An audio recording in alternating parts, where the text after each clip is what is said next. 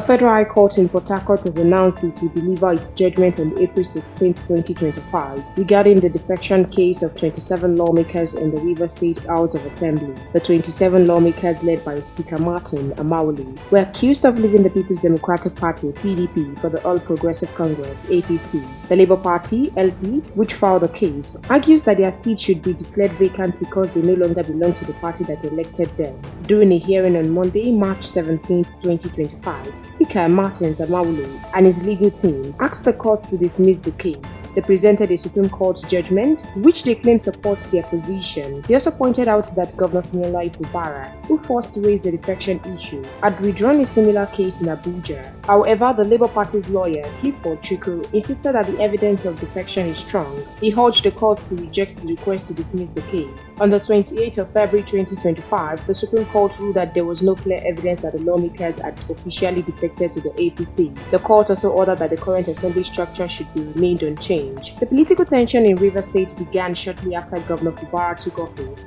replacing Nyesom Wike, who is now the Minister of the Federal Capital Territory (FCT). The two politicians have been battling for control of the state political structure, with the 27 lawmakers siding with Wike. The court's decision on April 16th will determine whether the lawmakers keep their seats or if new elections will be held to replace them. Many political observers are watching closely, as the ruling could impact the balance of power in Rivers State.